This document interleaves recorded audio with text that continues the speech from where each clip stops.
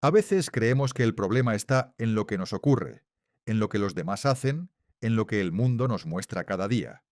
Miramos una situación, sacamos una conclusión, sentimos algo, y enseguida pensamos que simplemente estamos reaccionando a la realidad. Pero rara vez nos detenemos a preguntar si de verdad estamos viendo, o si estamos interpretando desde una parte de nosotros que ya había decidido antes qué quería encontrar. Hay algo muy incómodo en reconocer esto, porque nos devuelve a un lugar de responsabilidad que no tiene nada que ver con la culpa. No se trata de decir que lo que sentimos no importa, ni de negar el dolor, ni de fingir que todo está bien. Se trata de mirar con más honestidad cómo nuestra mente convierte una experiencia en prueba, cómo transforma una palabra en amenaza, una ausencia en rechazo, una dificultad en confirmación de que estamos solos. Y quizá lo más extraño es que muchas veces defendemos esa forma de ver, aunque nos haga sufrir. Nos aferramos a nuestras conclusiones porque nos parecen prudentes, porque nacieron de experiencias reales, porque alguna vez nos sirvieron para protegernos. Pero llega un punto en el que lo que parecía protección empieza a parecer una cárcel. Tal vez no tengamos tanto miedo de equivocarnos como de descubrir que podríamos haber mirado de otra manera. Tal vez no nos asuste tanto la verdad como lo que tendríamos que soltar para permitirnos verla. Y ahí empieza una pregunta mucho más profunda que cualquier explicación.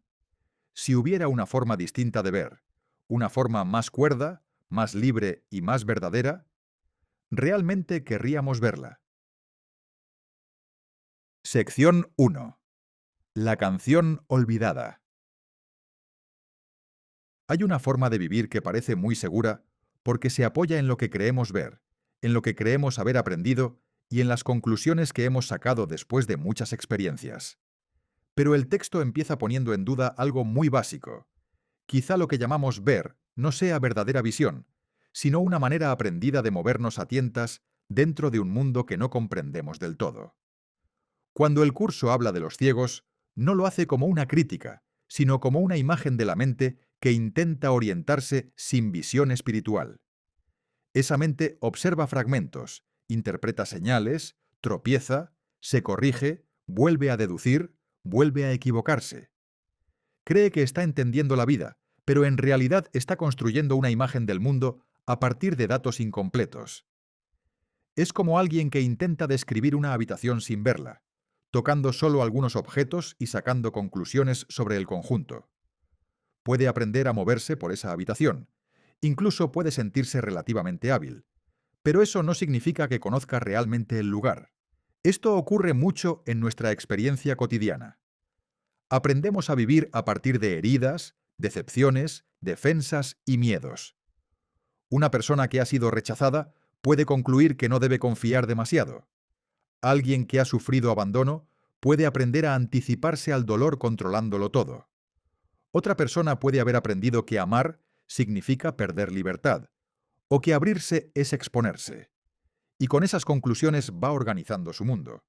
El problema es que esas conclusiones parecen prudencia, pero muchas veces son solo formas sofisticadas de ceguera. Por eso el texto dice que los juicios siempre dan indicaciones falsas.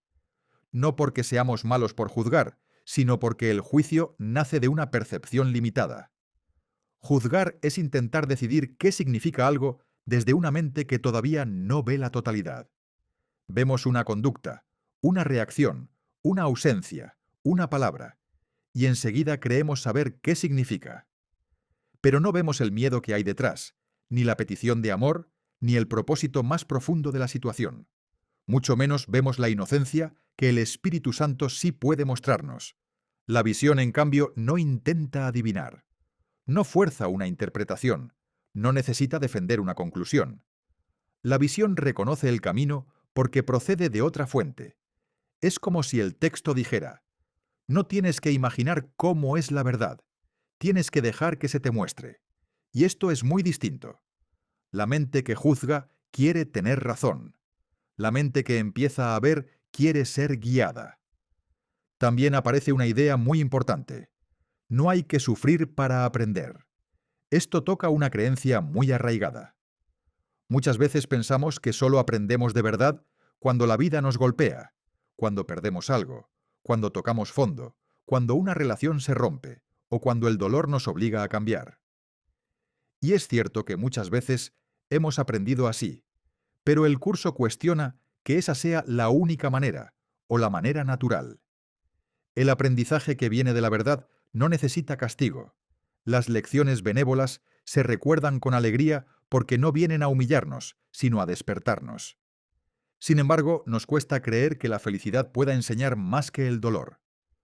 Nos hemos acostumbrado tanto a sobrevivir que desconfiamos de la paz.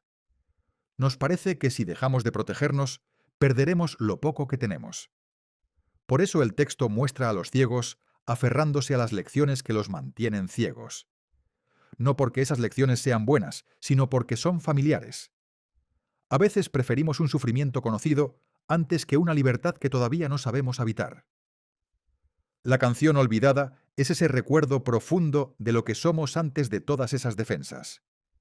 No es una idea nueva que tengamos que aprender desde cero. Es algo que de alguna manera ya conocemos.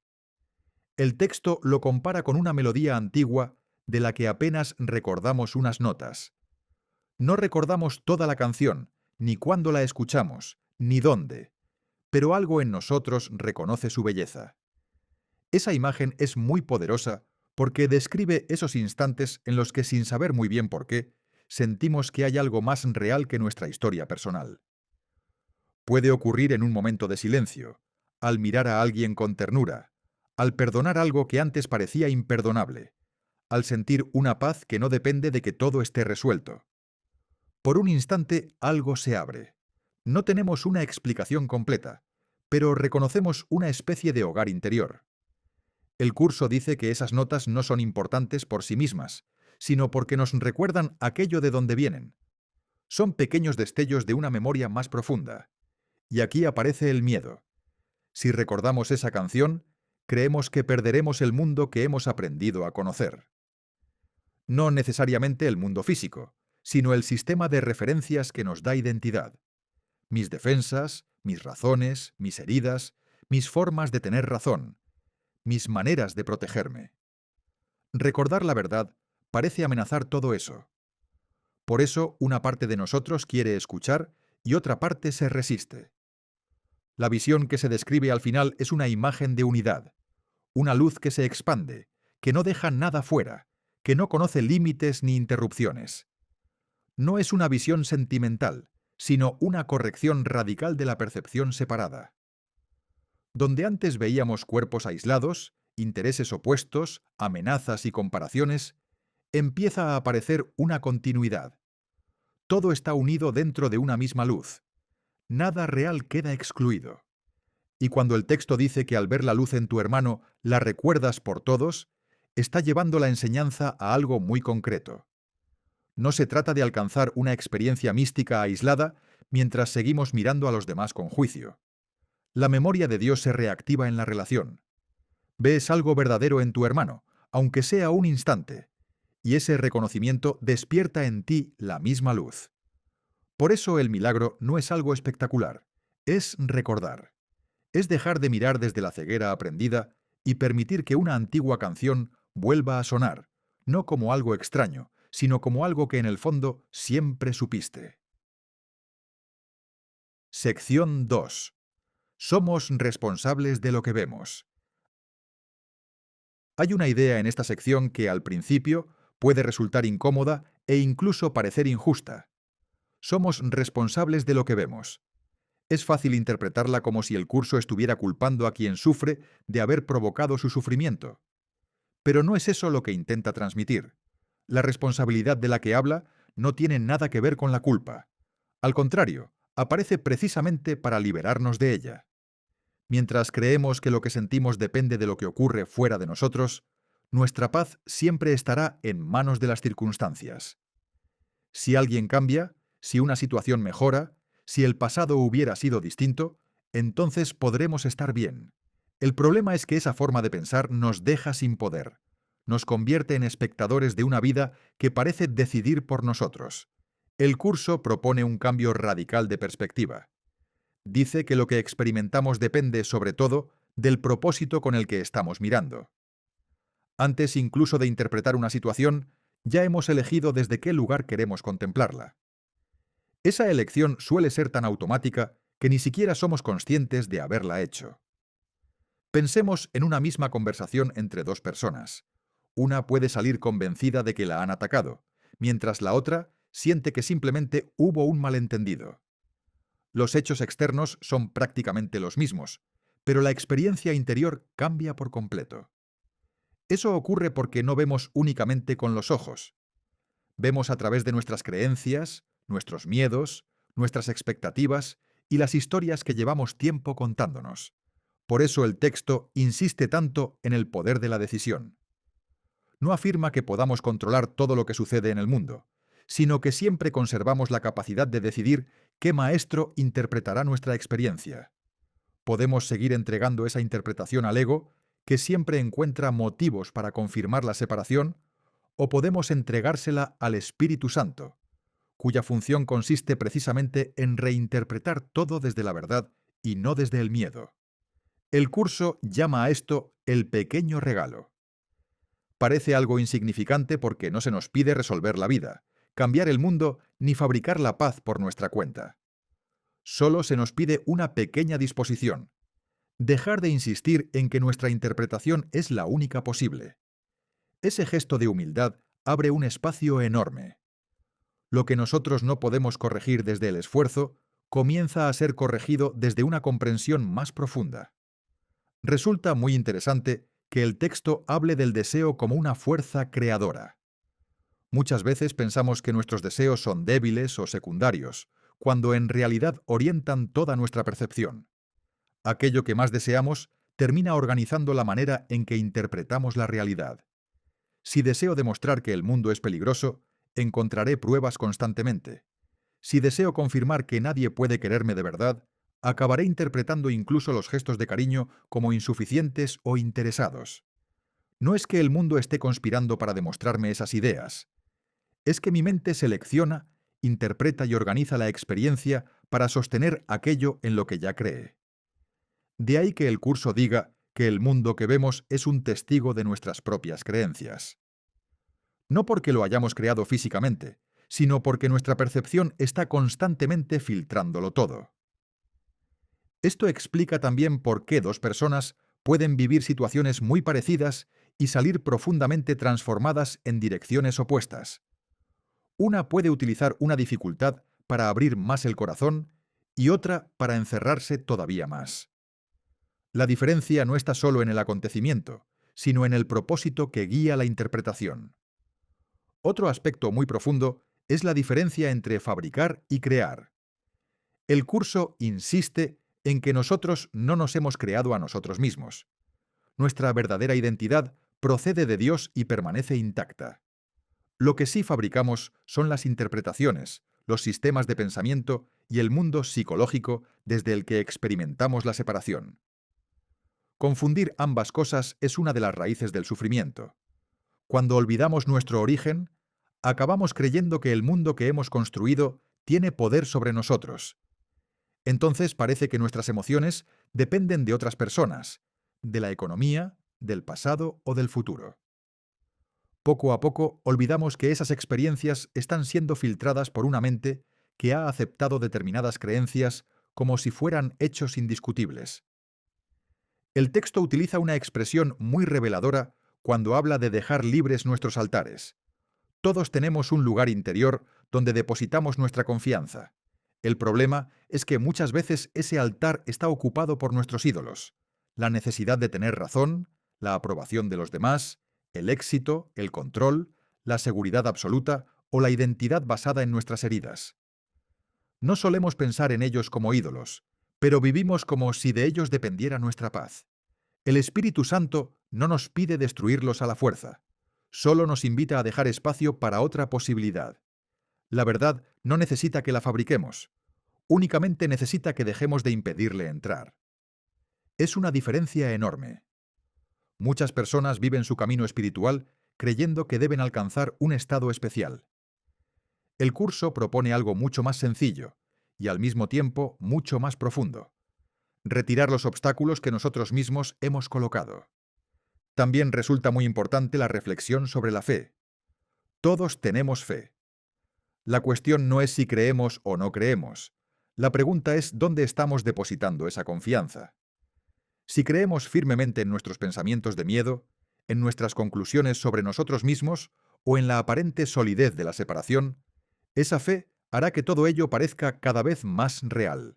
La mente siempre encuentra argumentos para sostener aquello en lo que previamente decidió creer. Sin embargo, esa misma capacidad puede ponerse al servicio de la verdad. La fe deja entonces de alimentar la ilusión y comienza a sostener una percepción distinta. No porque obliguemos a la realidad a cambiar, sino porque dejamos de interpretarla desde el miedo. Al final, la responsabilidad de la que habla esta sección deja de sentirse como una carga y empieza a parecer un regalo. Si mi paz dependiera exclusivamente del comportamiento del mundo, tendría muy pocas posibilidades de encontrar estabilidad. Pero si existe un lugar dentro de mí, desde el que puedo elegir de nuevo, entonces ninguna situación tiene la última palabra. Eso no significa negar el dolor, ni fingir que todo está bien cuando no lo está. Significa reconocer que, incluso en medio de la confusión, sigue existiendo la posibilidad de mirar de otra manera. Y esa posibilidad, por pequeña que parezca al principio, contiene un poder inmenso, porque devuelve a la mente la libertad que nunca perdió realmente. Sección tercera. Fe, creencia y visión. Hay una idea que atraviesa toda esta sección y que cambia por completo la forma habitual de entender la fe. Normalmente pensamos que tener fe consiste en creer en algo bueno, en confiar en Dios o en mantener la esperanza cuando las cosas van mal. Sin embargo, el curso da un paso más profundo y dice que la fe nunca desaparece. Todos tenemos fe constantemente. La única diferencia es dónde la estamos depositando. Eso explica por qué personas inteligentes, sensibles y llenas de buenas intenciones pueden vivir atrapadas durante años en el miedo, la culpa o el resentimiento. No es porque les falte fe, es porque su fe está sosteniendo una interpretación equivocada de la realidad. Han llegado a creer tan profundamente en determinadas ideas que no son suficientes, que serán abandonadas, que el mundo es peligroso o que el amor siempre acaba haciendo daño. Que toda su percepción termina organizándose alrededor de esas creencias. La fe tiene un enorme poder porque aquello en lo que creemos acaba convirtiéndose en el filtro con el que interpretamos cada experiencia. Si creo que alguien terminará traicionándome, comenzaré a ver señales de traición incluso donde no las hay. Si creo que debo defenderme constantemente, interpretaré cualquier diferencia como una amenaza. Poco a poco, mi visión confirmará aquello en lo que ya había decidido creer. Por eso el texto afirma que la fe puede mantener al Hijo de Dios encadenado. No porque las cadenas existan realmente, sino porque mientras crea en ellas, actuará como si fueran reales. Pensemos en alguien que lleva muchos años convenciéndose de que nunca podrá cambiar. Esa convicción acaba convirtiéndose en una prisión mucho más sólida que cualquier obstáculo externo. No necesita que nadie lo limite. Él mismo interpreta cada intento de avanzar como una prueba de que su creencia era cierta. Lo esperanzador es que esa misma fuerza puede dirigirse hacia otro lugar. La fe no necesita ser creada de nuevo, solo necesita cambiar de objeto. Cuando deja de sostener el miedo y comienza a sostener la verdad, la percepción empieza a transformarse casi sin esfuerzo. Es parecido a encender una luz en una habitación oscura. La oscuridad no tiene que ser expulsada. Simplemente deja de tener presencia cuando aparece la luz. El curso introduce entonces tres palabras que suelen confundirse: fe, creencia y visión. Las presenta como herramientas provisionales que sirven para atravesar el camino hacia el reconocimiento de la verdad. Primero creemos en una posibilidad distinta. Después depositamos nuestra fe en ella. Poco a poco, esa confianza permite que aparezca una nueva manera de ver.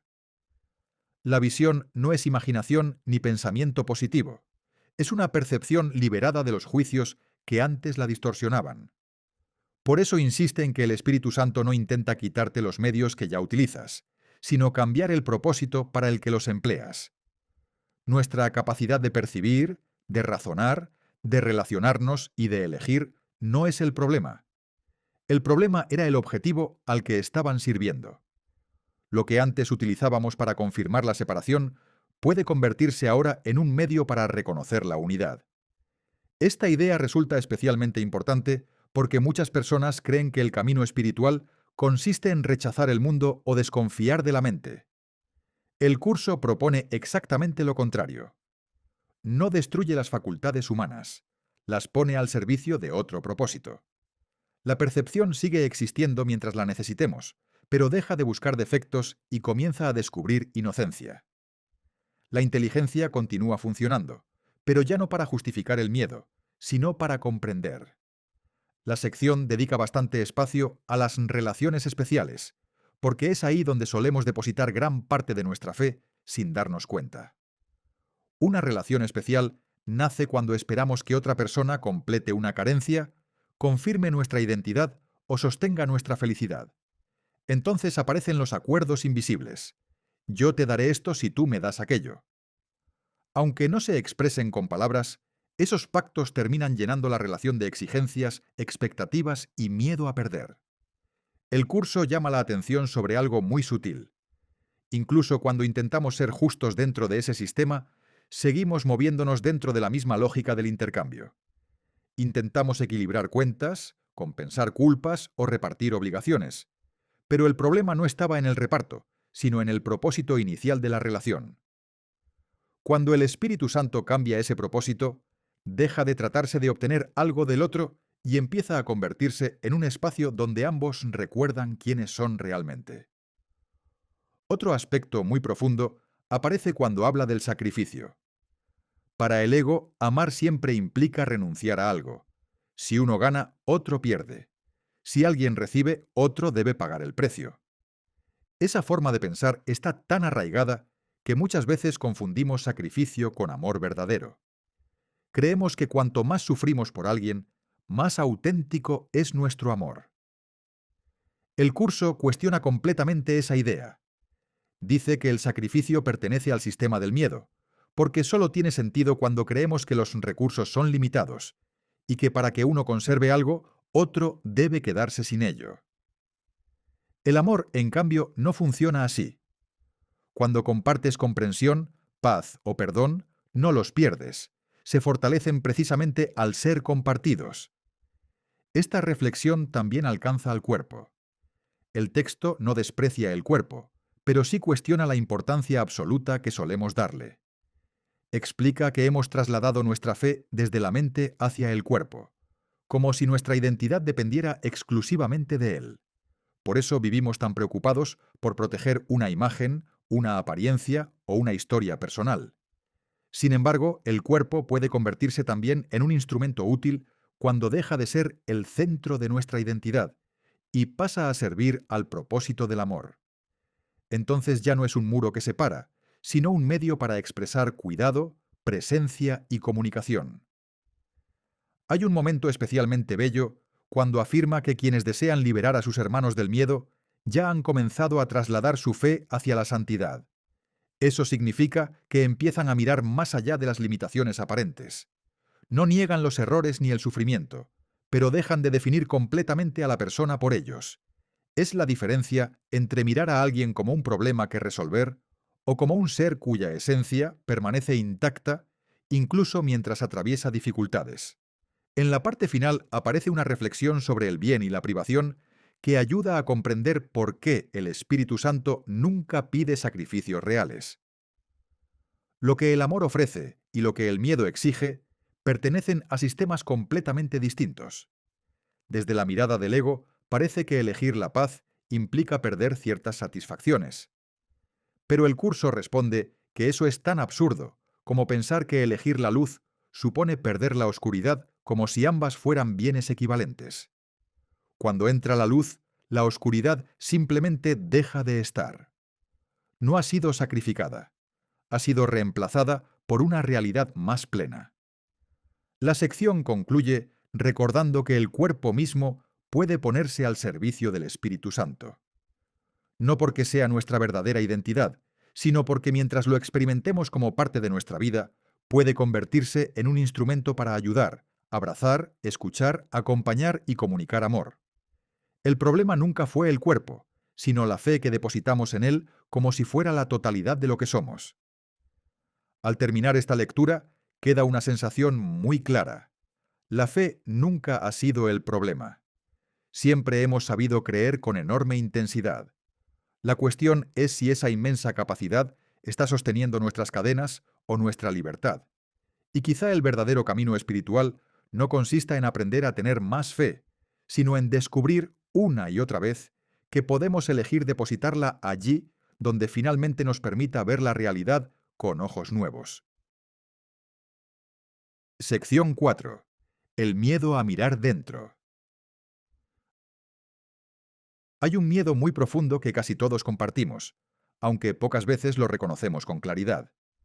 Es el miedo a descubrir que, si miramos honestamente dentro de nosotros, encontraremos algo irremediablemente malo.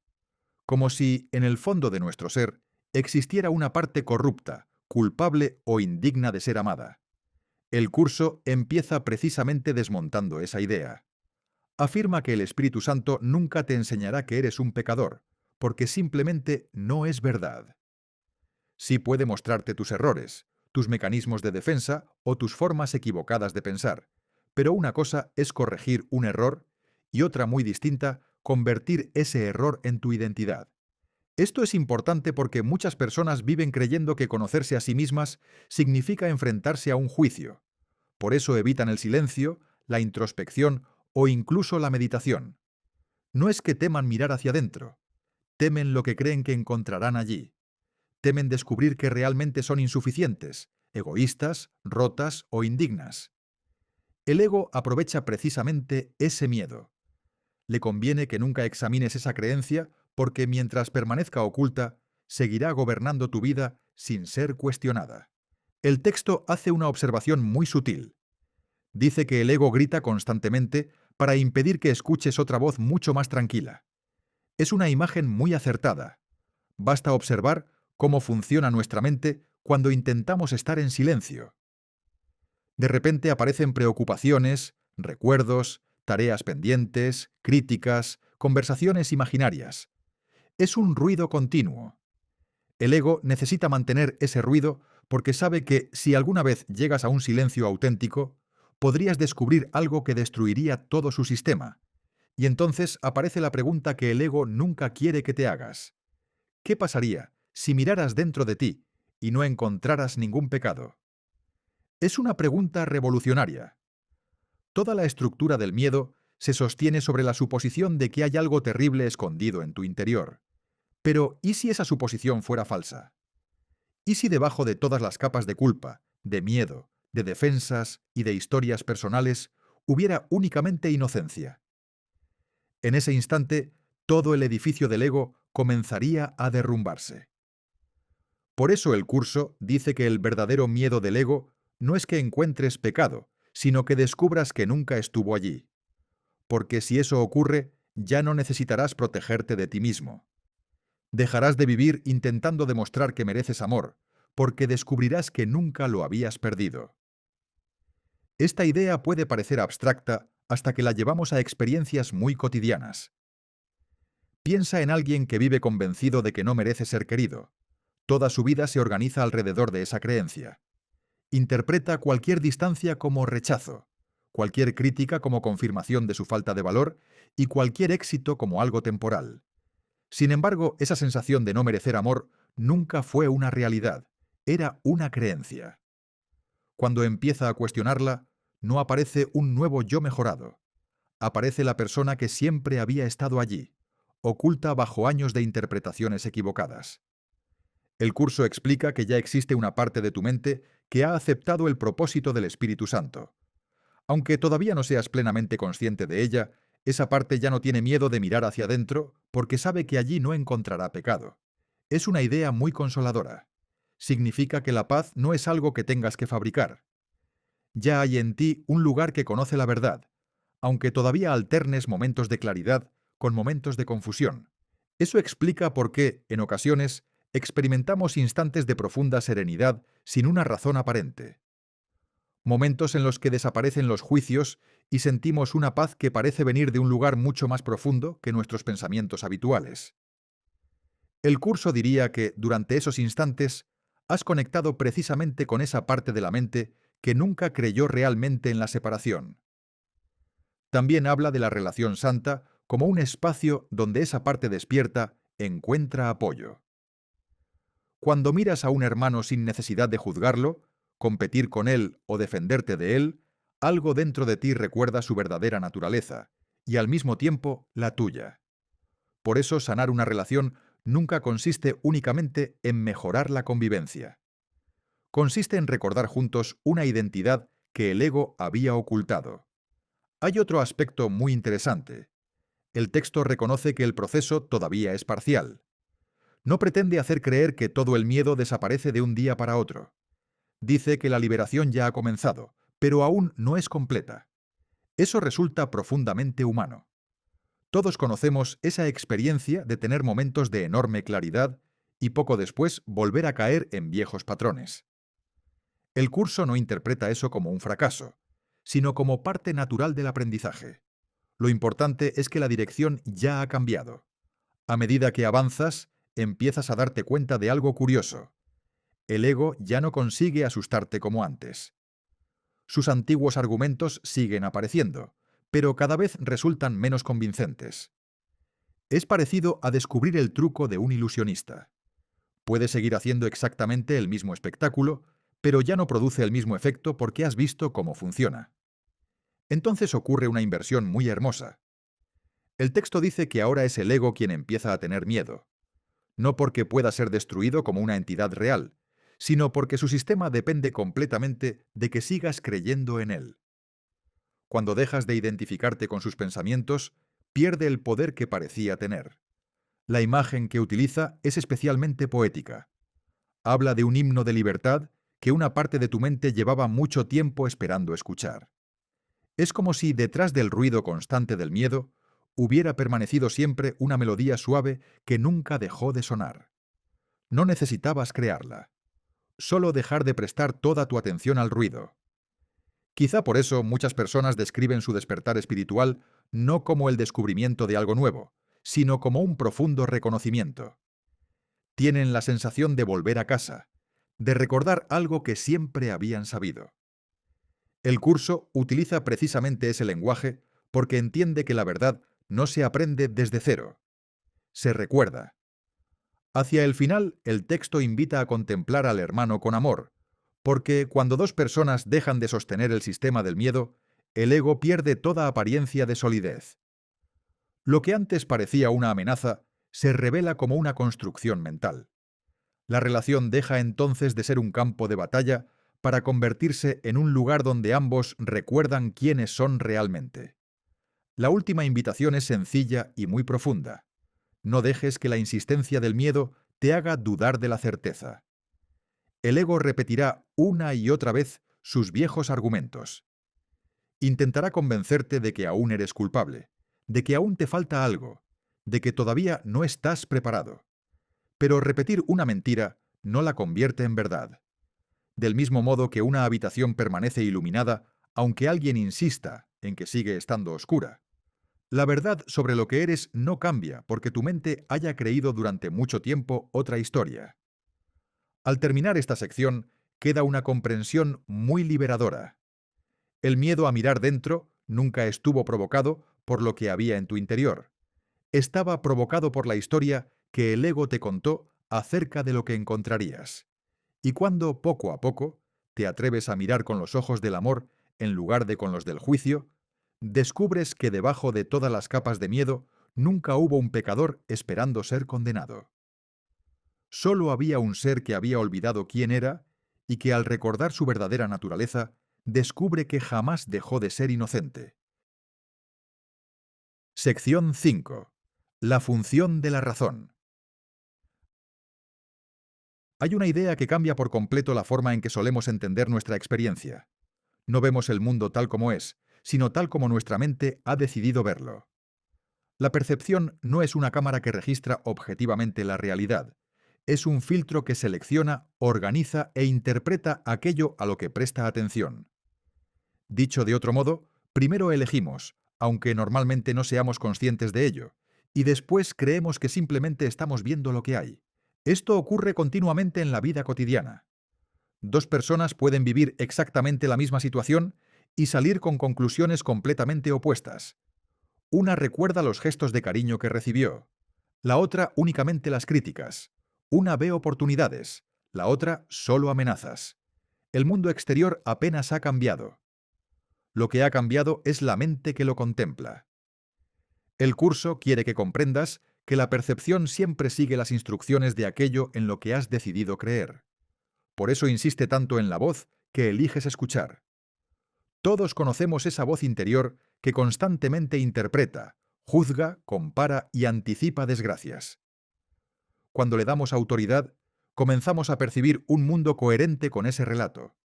Poco a poco terminamos creyendo que somos pequeños, vulnerables, insuficientes y que vivimos rodeados de fuerzas capaces de determinar nuestro destino. El problema no es únicamente el sufrimiento que esto genera, sino que acabamos convencidos de que esa visión es objetiva. Sin darnos cuenta, confundimos una interpretación con la realidad. Sin embargo, existe otra voz. El curso la identifica con el Espíritu Santo, pero más allá del nombre, habla de esa parte de la mente que siempre permanece serena y que nunca necesita demostrar nada porque conoce la verdad. Esa voz no impone, no grita, no discute con el ego. Simplemente espera a que decidas prestarle atención, y cuando lo haces, no te obliga a ver otro mundo. Te ayuda a descubrir que el mundo que dabas por absolutamente real estaba profundamente condicionado por tus creencias. Aquí aparece uno de los mensajes más esperanzadores de toda la sección. La realidad no depende de tu colaboración para existir. La verdad sigue siendo verdad aunque nadie la reconozca. Lo único que depende de ti es hacerte consciente de ella. Esto libera una enorme carga. No eres responsable de sostener el universo ni de fabricar la paz. Tu única responsabilidad consiste en decidir a qué voz otorgas credibilidad. Cuando eliges escuchar al miedo, inevitablemente te experimentarás como una víctima. Todo parecerá ocurrirte desde fuera. Sentirás que las circunstancias, las personas, la economía, la salud o el pasado tienen un poder inmenso sobre ti. Pero el curso afirma que esa sensación nace de haber depositado tu fe en una interpretación equivocada. No dice que los acontecimientos externos no existan dentro de nuestra experiencia humana. Lo que cuestiona es que tengan el poder de definir quién eres. Después introduce una idea que puede resultar sorprendente. Los milagros son completamente naturales.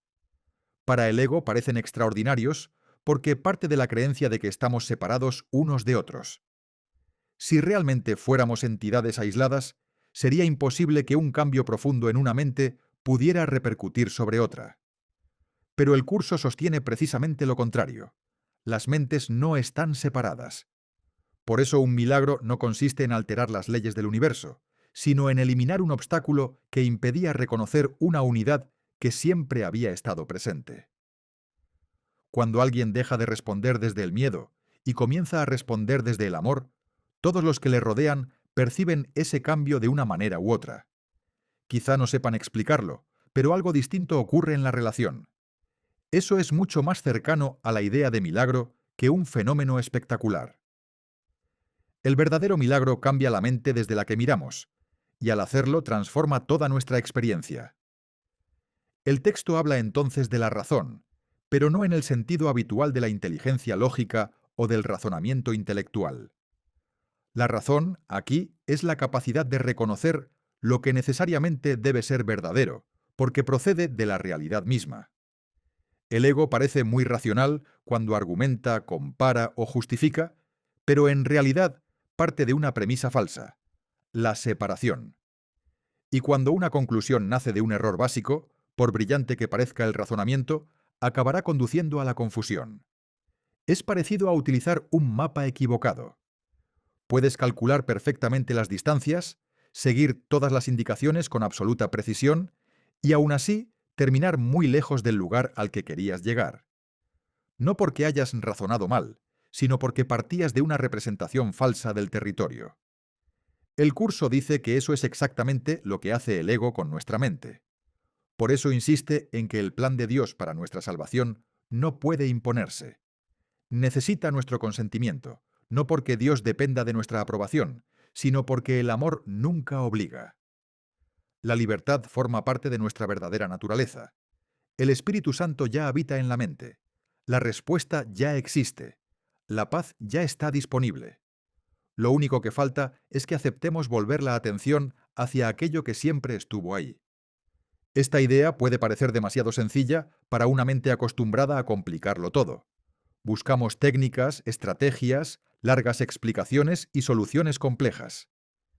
Sin embargo, el curso repite una y otra vez que la verdad suele ser extraordinariamente simple.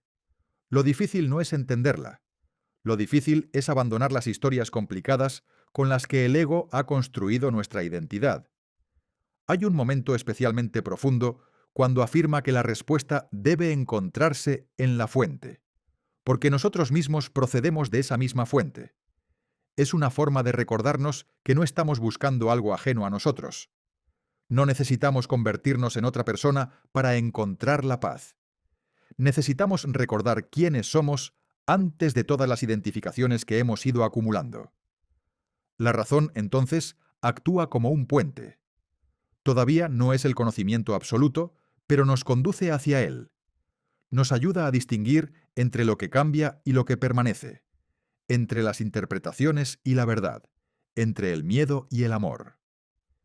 Mientras la percepción todavía fluctúa, la razón comienza a señalar una dirección estable. El curso hace también una distinción muy importante entre la razón y otros recursos de la mente, como la fe o la creencia. La fe puede depositarse tanto en el miedo como en el amor. Podemos creer profundamente en nuestras limitaciones, igual que podemos creer profundamente en nuestra inocencia. La creencia, por sí sola, no garantiza la verdad. La razón, en cambio, no puede ponerse al servicio del ego porque su propia naturaleza es incompatible con la separación. Donde aparece la razón auténtica, la locura empieza a perder consistencia. Esto explica por qué muchas veces alguien mantiene una creencia durante años, y de repente una comprensión muy sencilla hace que todo el sistema se derrumbe. No ha cambiado únicamente una opinión. Ha aparecido una evidencia interior que ya no necesita defenderse. La razón no discute con el miedo, simplemente lo deja sin fundamento. Poco a poco, la fe, la percepción y la creencia empiezan a reorganizarse alrededor de esa comprensión. La percepción deja de buscar pruebas del peligro y comienza a reconocer señales de unidad. La fe deja de sostener el miedo y empieza a apoyar la verdad. La creencia abandona las viejas historias del ego y se abre a una visión completamente distinta de la realidad. El final de la sección transmite la sensación de que el proceso ya está muy avanzado. El curso dice que has empezado a formular preguntas que el ego jamás haría. Esa es una señal muy importante. Cuando una persona comienza a preguntarse sinceramente si su sufrimiento es realmente inevitable, si su identidad va más allá de sus pensamientos o si existe otra manera de mirar a los demás, algo profundo ya está cambiando. La mente ha dejado de conformarse con las respuestas automáticas del ego y ha empezado a escuchar una inteligencia más serena. Al terminar esta sección, queda una enseñanza muy sencilla y al mismo tiempo muy transformadora. La razón no es una herramienta para ganar discusiones ni para demostrar que tenemos razón frente a otros. Es la capacidad de dejar que la verdad reorganice nuestra manera de mirar. Cuando esa razón ocupa el lugar que le corresponde, la percepción deja de fabricar un mundo basado en el miedo y comienza, poco a poco, a transparentar una realidad que siempre estuvo presente. Entonces la visión ya no nace de nuestras interpretaciones, sino de una mente que ha recordado su verdadera naturaleza y que empieza a contemplar la vida con la claridad de quien ya no necesita defender una ilusión para sentirse seguro. Sección 6. La razón en contraposición a la locura. Hay una diferencia muy profunda entre cómo mira la razón y cómo mira la locura, y esa diferencia cambia por completo nuestra manera de relacionarnos con nosotros mismos y con los demás. La locura, según plantea el curso, consiste en creer que el error define a la persona. La razón, en cambio, Distingue perfectamente entre quién eres y aquello que necesita ser corregido. Por eso afirma que la razón nunca puede ver pecado, aunque sí puede reconocer errores. No porque ignore lo que sucede, sino porque sabe que un error es algo que puede corregirse, mientras que el pecado implicaría una condena permanente. Piensa en un niño que está aprendiendo a caminar. Cuando cae, nadie concluye que sea un mal caminante por naturaleza. Simplemente ha perdido el equilibrio y vuelve a levantarse. Si alguien interpretara cada caída como una prueba definitiva de incapacidad, el niño acabaría creyéndolo y quizá dejaría de intentarlo. Eso mismo ocurre con nosotros. Muchas veces confundimos nuestros errores con nuestra identidad. Decimos, he fracasado, cuando en realidad estamos sintiendo, soy un fracaso. Esa pequeña diferencia cambia toda la experiencia. El curso insiste en que cuando creemos haber pecado, lo que realmente estamos haciendo es pedir ayuda, aunque no sepamos expresarlo así. Todo comportamiento nacido del miedo, de la culpa o de la agresividad es, en el fondo, una mente que ha olvidado quién es y necesita recordar. Pero si nosotros interpretamos ese comportamiento como una prueba de que alguien merece ser condenado, cerramos precisamente la puerta por la que podía entrar la curación. Aquí aparece una idea que atraviesa toda la sección. No puedes aceptar la corrección únicamente para ti mientras se la niegas a tu hermano. Nuestra mente suele pensar en términos individuales. Creemos que podemos perdonarnos a nosotros mismos sin perdonar a los demás, o perdonar a otros mientras seguimos castigándonos interiormente.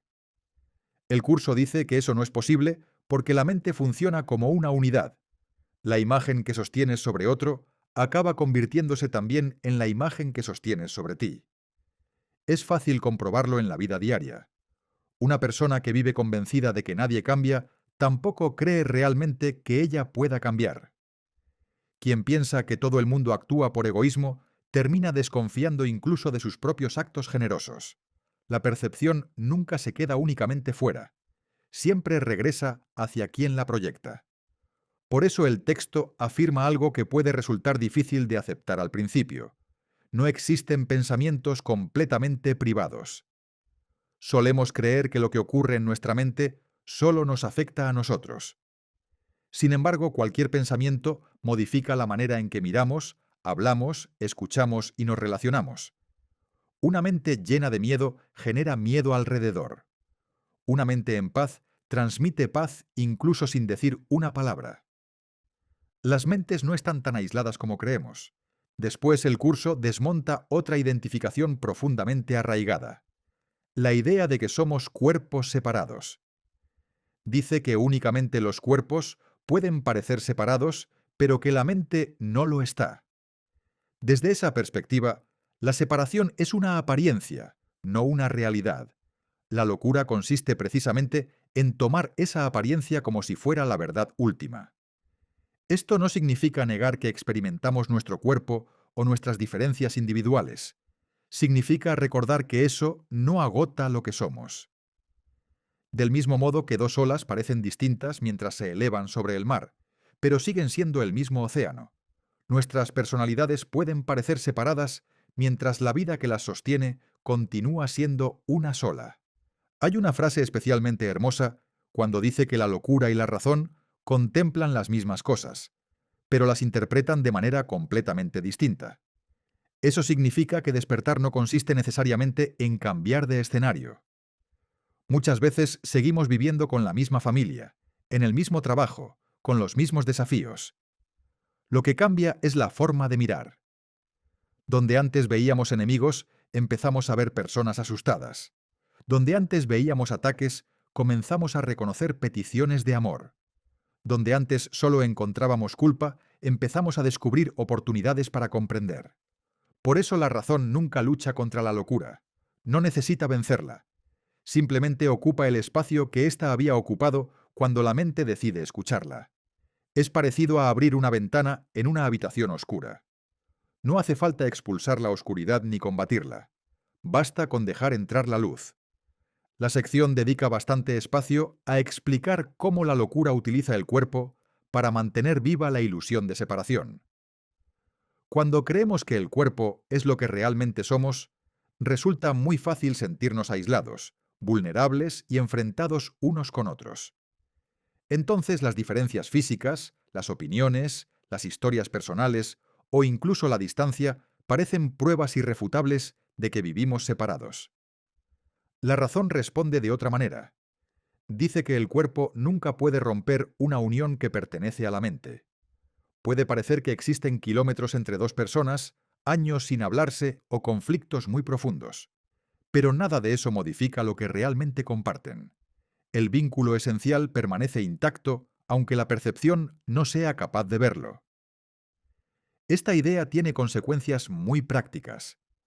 Cada vez que eliges ver a alguien únicamente a través de su comportamiento, de sus errores o de sus heridas, estás reforzando la visión del ego. Pero cuando eres capaz de recordar que detrás de todo eso sigue existiendo una identidad inocente, estás permitiendo que la razón ocupe el lugar de la locura. No porque apruebes cualquier conducta, sino porque ya no reduces a la persona a aquello que hizo. El curso afirma entonces algo muy radical. Elegir el pecado, en lugar de la curación, es enseñar que el Hijo de Dios jamás podrá cambiar. Y todo lo que enseñamos termina convirtiéndose también en nuestro aprendizaje. Esto ocurre constantemente. Si yo vivo convencido de que ciertas personas son irremediablemente egoístas, crueles o indignas de amor, esa misma lógica terminará aplicándose también sobre mí cuando cometa errores. Nadie puede sostener una condena universal sin terminar incluyéndose dentro de ella.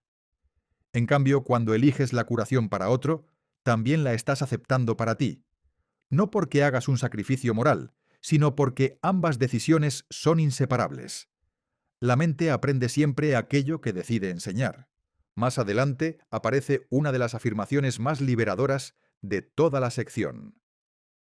El hecho de que tú y tu hermano estéis unidos no es una interpretación, sino un hecho. Lo único que puede cambiar es la forma en que lo percibes. Esto significa que la unidad no depende de que ambos estéis de acuerdo, penséis igual o mantengáis una buena relación. La unidad es anterior incluso al conflicto. El conflicto únicamente puede ocultarla durante un tiempo.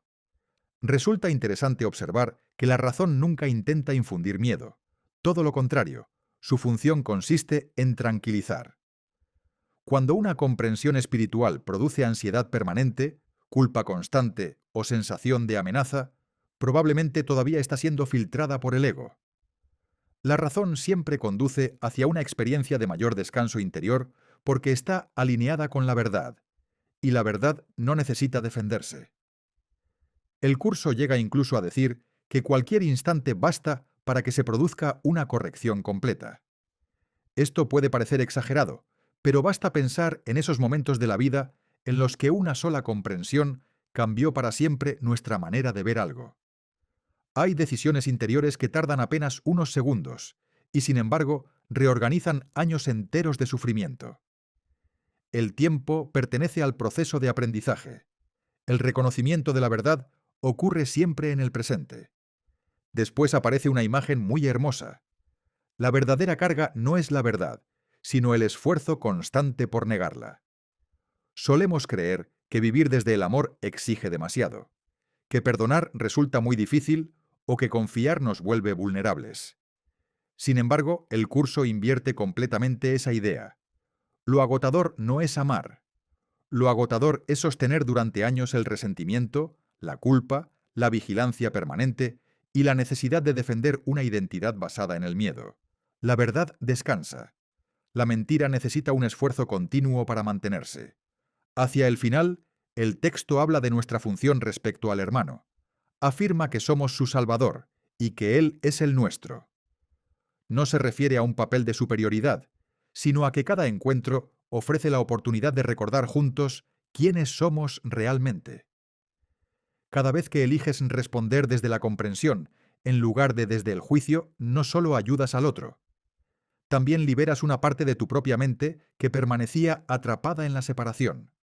Por eso el dar y el recibir dejan de ser experiencias distintas.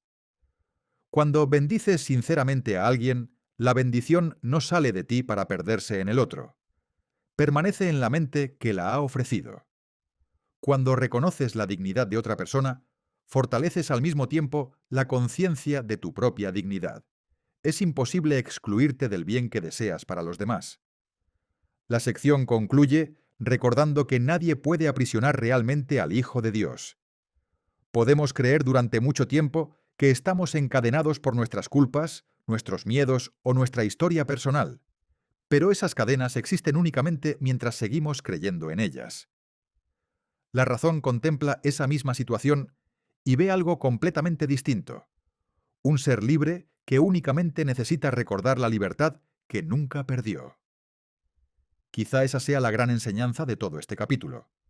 La locura siempre intenta convencerte de que el miedo describe la realidad.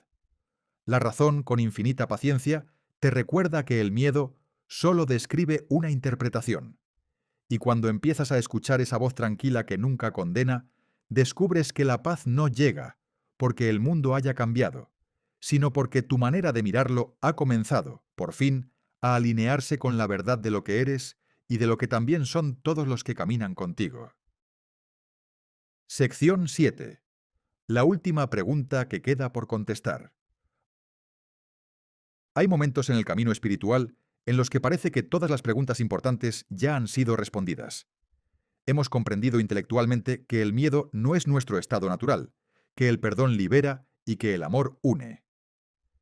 Sin embargo, seguimos reaccionando con ansiedad, con juicio o con necesidad de defendernos. Es como si hubiera una última puerta que todavía no terminamos de cruzar. Eso es precisamente lo que esta sección intenta mostrar. No falta conocimiento, falta una decisión. El curso comienza diciendo que todo sufrimiento nace de una sola creencia: la creencia en la impotencia. Esta afirmación puede parecer exagerada al principio, pero basta observar nuestra experiencia cotidiana. Siempre que sufrimos, de un modo u otro, sentimos que hemos perdido el poder sobre algo. Creemos que una persona tiene poder para quitarnos la paz, que el pasado determina nuestro presente, que nuestras heridas nos gobiernan o que el mundo decide cómo debemos sentirnos. El dolor aparece cuando nos experimentamos pequeños frente a las circunstancias. El ego necesita precisamente esa sensación de impotencia para mantenerse vivo. Si realmente supiéramos que nada puede alterar lo que somos, el miedo perdería todo su fundamento. Por eso fabrica una historia donde siempre existe algo que puede dañarnos, alguien que puede rechazarnos o algún acontecimiento capaz de destruir nuestra paz. A partir de ahí surge otra consecuencia inevitable. Quien se siente impotente necesita creer que existen enemigos. Si pienso que no tengo suficiente fuerza, empezaré a buscar fuera aquello que amenaza mi bienestar. Tal vez lo llame mala suerte, enfermedad, política, economía, una relación difícil o incluso mi propia historia familiar. El nombre cambia, pero el mecanismo siempre es el mismo. La mente busca desesperadamente una causa externa que explique su sufrimiento. Sin embargo, el curso hace una observación muy interesante. El enemigo nunca permanece fijo. Cuando creemos haber encontrado aquello que nos impide ser felices y conseguimos eliminarlo, poco después aparece otro. Hoy pensamos que el problema es el trabajo. Mañana será la pareja. Después será el dinero. Más adelante el cuerpo, la edad o el tiempo. Es como perseguir una sombra que cambia constantemente de forma. Nunca logramos atraparla porque, en realidad, no existe fuera de nuestra interpretación. Por eso utiliza la imagen del ejército de los impotentes. Parece un ejército enorme, organizado y poderoso, pero cuando se observa de cerca, se descubre que está formado por personas asustadas que ni siquiera saben contra quién luchan. Cada uno ataca algo distinto. Incluso terminan atacándose entre ellos o atacándose a sí mismos, porque la mente que vive desde el miedo necesita mantener viva la sensación de amenaza. Si observamos el mundo actual, resulta fácil reconocer este mecanismo. Personas enfrentadas por ideologías, religiones, identidades, generaciones o formas de pensar. Todos están convencidos de que el otro representa el verdadero peligro. Sin embargo, el miedo permanece exactamente igual después de cada victoria aparente. El enemigo cambia de rostro, pero nunca desaparece. Eso sucede porque el problema nunca estuvo realmente fuera. El curso invita entonces a hacer algo muy distinto. En lugar de seguir buscando culpables, propone hacerse unas preguntas profundamente sencillas. No intenta convencerte mediante argumentos filosóficos. Simplemente te pregunta qué mundo deseas realmente. ¿Quiero vivir en un mundo donde soy gobernado por las circunstancias o en uno donde mi paz nace de algo que nadie puede quitarme? ¿Quiero seguir creyendo que soy débil o estoy dispuesto a descubrir que existe en mí un poder mucho más profundo? ¿Quiero seguir viendo enemigos o prefiero aprender a mirar un mundo donde la amenaza no define mi experiencia? Estas preguntas parecen diferentes, pero el curso dice que todas son exactamente la misma, porque todas desembocan finalmente en una única decisión. ¿Estoy dispuesto a aceptar la verdad, aunque contradiga la historia que llevo años creyendo sobre mí? Y aquí aparece la auténtica última pregunta. No se trata simplemente de querer paz. Muchas personas dicen querer paz mientras continúan aferrándose al resentimiento que justifica su sufrimiento. Tampoco consiste únicamente en desear amor, porque muchas veces seguimos protegiendo las defensas que nos impiden recibirlo. La última pregunta es mucho más profunda.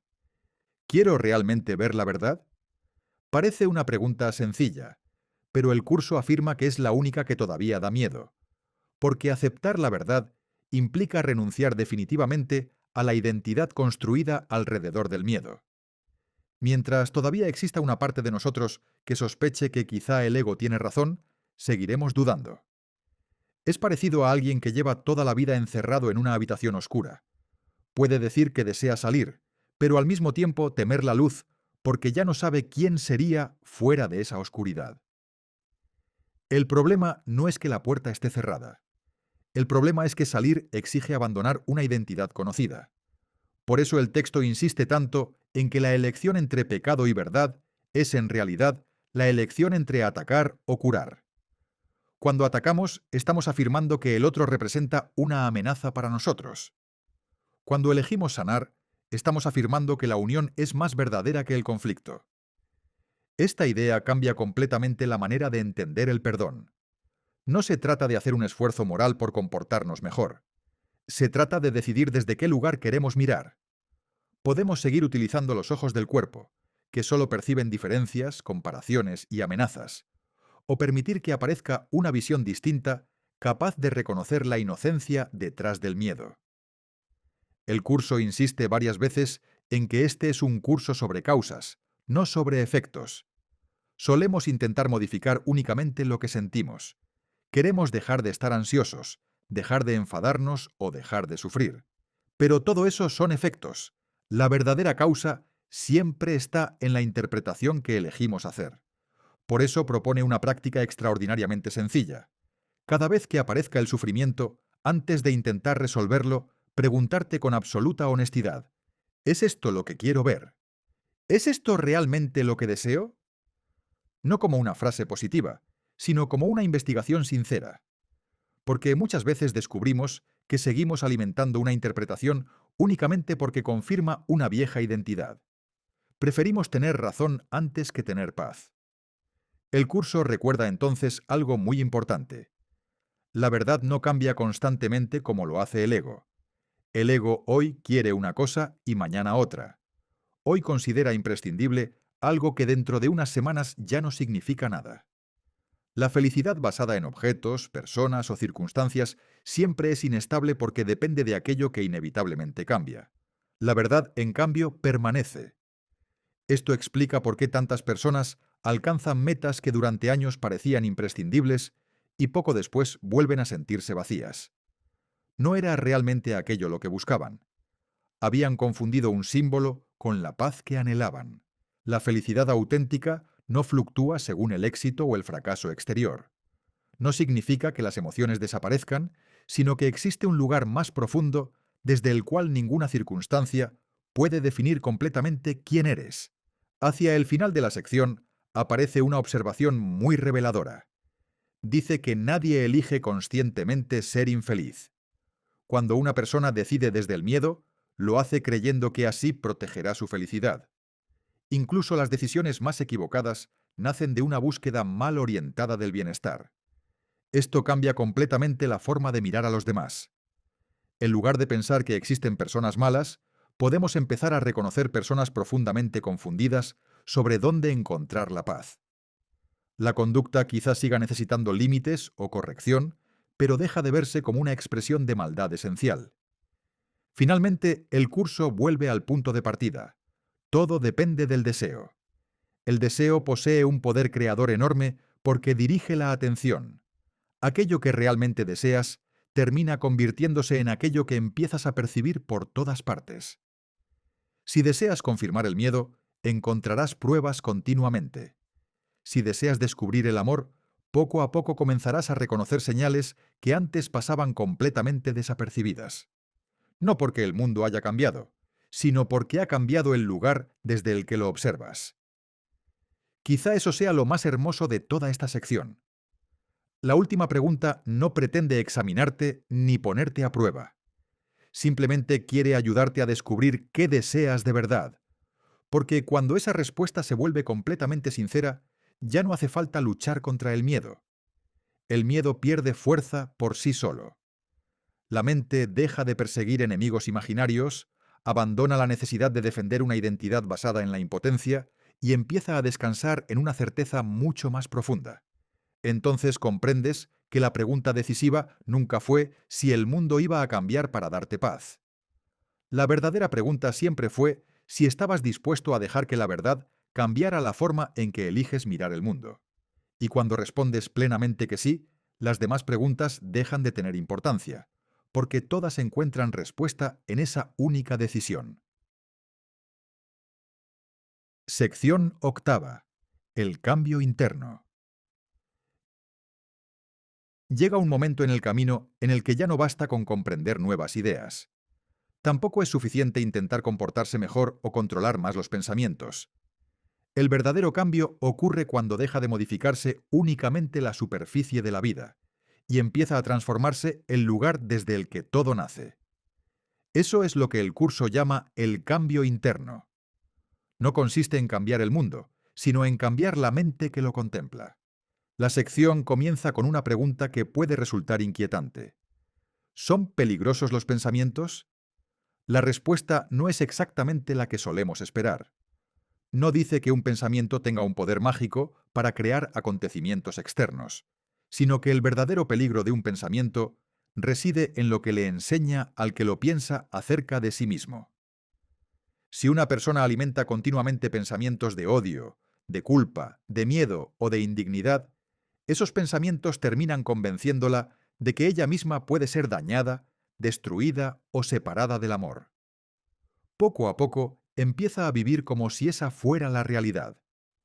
No es el pensamiento aislado el que hace daño, sino la identidad que acaba construyéndose a partir de él. Todos conocemos ese mecanismo. Una persona puede repetirse durante años que no vale lo suficiente, que siempre será abandonada o que nunca será feliz. Al principio parece solo una idea pasajera. Después comienza a interpretarlo todo desde esa creencia. Finalmente acaba viviendo como si fuera una verdad absoluta. El pensamiento ha moldeado su percepción de sí misma. Por eso el curso afirma que la felicidad no es algo que simplemente se encuentre algún día. La felicidad es una forma de mirar que nace de una identidad distinta. Mientras alguien siga creyéndose vulnerable, separado o incompleto, incluso los momentos felices estarán teñidos por el miedo a perderlos. Aquí aparece una idea muy hermosa. El curso habla de una felicidad constante, no de una emoción intensa que aparece algunos días y desaparece otros, sino de una paz profunda que permanece incluso cuando la vida sigue presentando cambios. Nuestra mente tiene dificultades para imaginar algo así porque está acostumbrada a una felicidad basada en circunstancias. Hoy estamos contentos porque algo salió bien. Mañana aparece un problema y ese bienestar desaparece.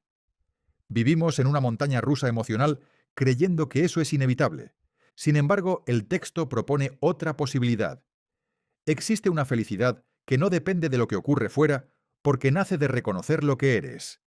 Esa felicidad contempla la realidad desde la unidad, Ya no necesita dividir continuamente las experiencias entre buenas y malas, éxito y fracaso, ganadores y perdedores. Empieza a descubrir un orden mucho más profundo donde todo puede convertirse en una oportunidad para recordar el amor. Esto no significa negar el dolor humano ni fingir que todo resulta agradable. Significa que el centro desde el que vivimos deja de ser arrastrado por cada cambio exterior. Después el curso introduce una reflexión muy interesante sobre el deseo.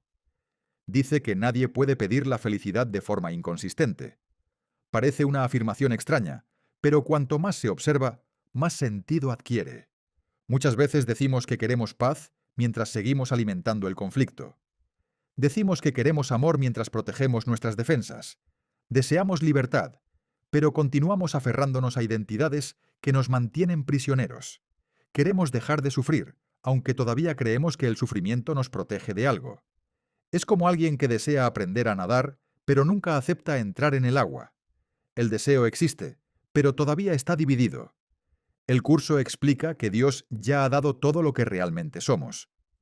La dificultad no está en que Él retenga algo, sino en que nuestra mente todavía duda de querer recibirlo plenamente. Mientras haya incertidumbre, seguimos buscando la felicidad donde no puede encontrarse. Eso cambia completamente la manera de entender la oración. No se trata de convencer a Dios para que nos conceda algo que aún no quiere darnos.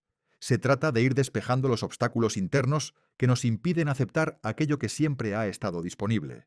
La sección vuelve entonces sobre la última pregunta del capítulo anterior. Dice que responder a esa pregunta equivale, en realidad, a decidir si estamos dispuestos a estar completamente cuerdos. Es una frase que puede parecer exagerada hasta que comprendemos qué entiende el curso por cordura. No habla de una condición psicológica, sino de vivir completamente alineados con la verdad de lo que somos. Mientras todavía queramos conservar alguna parte del miedo, alguna vieja culpa o alguna identidad basada en la separación, permanecemos parcialmente divididos. La cordura completa no consiste en pensar perfecto. Consiste en dejar de identificarnos con aquello que nunca fuimos. En ese contexto aparece el concepto del instante santo. Muchas veces se interpreta como una experiencia mística extraordinaria, pero aquí se presenta de una manera mucho más cercana. El instante santo es ese momento en el que dejamos de defender nuestra historia y aceptamos, aunque solo sea por un instante, que quizá Dios tenga razón acerca de nosotros y el ego no. Es el instante en que dejamos de insistir en que somos culpables. El instante en que soltamos la necesidad de demostrar que alguien nos ha hecho daño. El instante en que dejamos de justificar el miedo. El instante en que permitimos que la paz ocupe el lugar que antes ocupaba la lucha. No necesita durar mucho tiempo. Basta un momento completamente sincero para que toda la percepción comience a reorganizarse. Por eso el curso afirma que allí el tiempo pierde importancia. El cambio verdadero no ocurre poco a poco porque Dios vaya entregando pequeñas porciones de amor.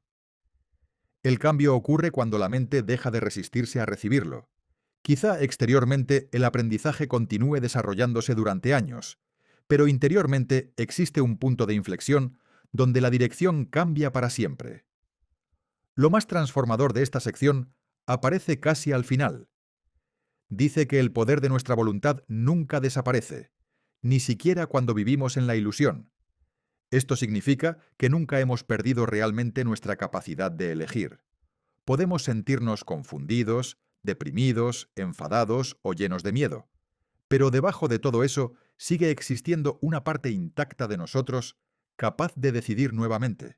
Es una idea profundamente esperanzadora porque elimina la sensación de estar condenados por el pasado. Ninguna experiencia tiene poder para definir definitivamente quién eres. Ningún error puede alterar la realidad de tu ser. Lo único que puede mantenerse es una decisión repetida. Y toda decisión puede cambiar. Ese es el verdadero cambio interno. No consiste en fabricar una versión mejor de uno mismo, sino en dejar de identificarse con la versión falsa que el miedo había construido. Entonces la felicidad deja de ser una recompensa futura y comienza a convertirse en una consecuencia natural de recordar quién eres. Desde ahí cambian también las relaciones. Ya no necesitas que el otro te complete porque descubres que no estabas incompleto. Tampoco necesitas defender constantemente tu imagen, convencer a nadie o controlar el resultado de todas las situaciones. La paz deja de depender del comportamiento ajeno, y cuanto más sucede ese cambio dentro de ti, menos esfuerzo requiere sostenerlo. Antes parecía una disciplina constante. Después se vuelve una forma natural de vivir. Quizá la enseñanza más importante de toda esta sección sea precisamente esa. La transformación espiritual nunca comienza cambiando las circunstancias. Empieza cuando una parte de la mente deja de creer que necesita seguir siendo la persona que el miedo había inventado. A partir de ahí, casi sin darte cuenta, empiezas a mirar el mismo mundo con otros ojos.